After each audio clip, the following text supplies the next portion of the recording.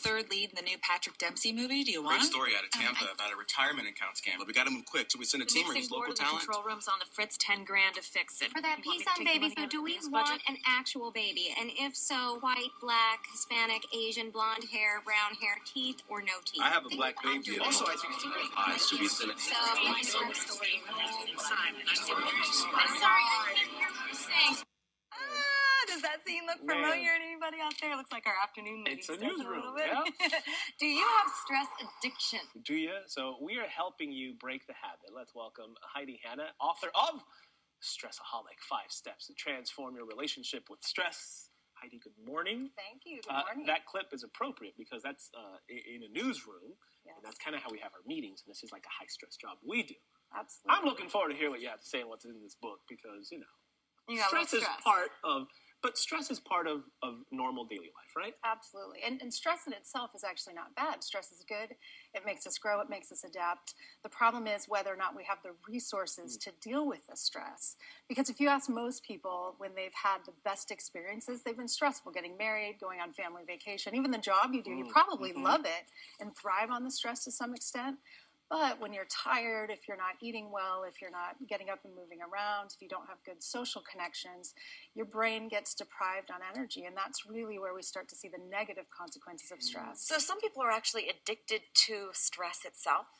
Yes. So this was a personal story. This was definitely, as a lot of people do, you kind of learn something. And when I figured out I was addicted to stress, I did what any stress addict would do. I decided to write a book because that's totally stressful, right? It's like getting my fix. But a day after I was on a work trip and I was trying to relax, and I remember sitting in this hot tub and closing my eyes and thinking, okay, I'm going to relax, and kind of opening one eye and looking at the clock, and it had been like 30 seconds. And I just thought, this is really uncomfortable. I actually want to work. I miss it. I miss that connection and that stimulation. And so relaxing is actually really hard unless you practice it. Because your mind is always going. Describe what you mean when you say addictive versus people who are workaholics. It's just because the work in itself brings stress, and then thus if you're a workaholic, you're inviting that stress into your life. Is there a way to differentiate? I think it's a little bit more than that. So a couple of things. One is that there's internal stress and external stress. So what we eat, for example, can cause internal stress that we can become addicted to, like sugar or alcohol or that inflammatory response, which is initially good for us, can become harmful. But I've really identified 3 factors that make stress addictive. The first is stimulation, then distraction and validation. So the stimulation of kind of that adrenaline rush you get at the last minute. You wait to your deadline to get things done. Yep. And if that's short term, and if you do that every now and then, that's fine. But people who do that chronically, that's where the problem lies. And then it's distracting from other things maybe you don't want to deal with. And then the last one that's the hardest is the validation. People who are very busy and very stressed will get into these battles almost talking about who has more stress. As if the more stress we have, the less sleep we get, the more meals we miss, the more poor we are. Competition of stress. Exactly. We're one-upping each other in the stress department. Let's talk about how we can make this a healthy part of our life. What can we do today? Some concrete things that we can do to turn this around. Well, I saw a little earlier in the broadcast some deep breathing, which was good. So learning to practice, I was happy to see that. It sounds like a sigh from where I'm sitting, but I guess we'll it was intentional. It was intentional deep breathing. So learning to actually practice how to relax is important, and not waiting until we're stressed to do that. Being proactive, doing meditation, and meditation doesn't have to be 20 or 30 minutes. It can be 3 minutes at a break. If you're watching TV at a commercial. But also, eating consistently, not constantly, but consistently, every 3 to 4 hours, having glucose, getting adequate sleep. And once you get your brain energized, then you can start to see stress as a challenge. And that actually changes the physiological response. So if you embrace stress and say, I have the resources I need to deal with it, then it's a good thing.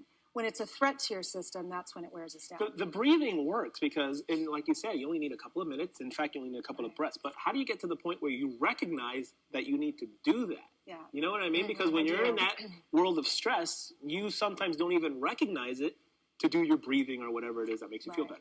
Right. Perfect example. The Masters was this weekend, and I love golf, and I was watching it. And those athletes know that they have to train relaxation off the field.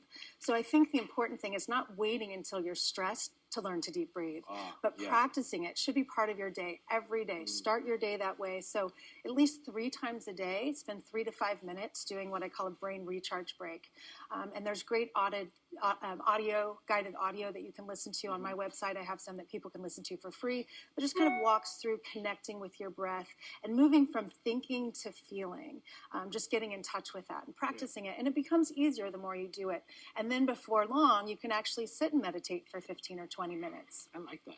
It's like preparing. Does watching TV count? What? Depends on what you're watching. That relaxes you? It does. It does. I don't know that I can just sit and just breathe and look at the wall. You know what I mean? So that's where the guided stuff helps.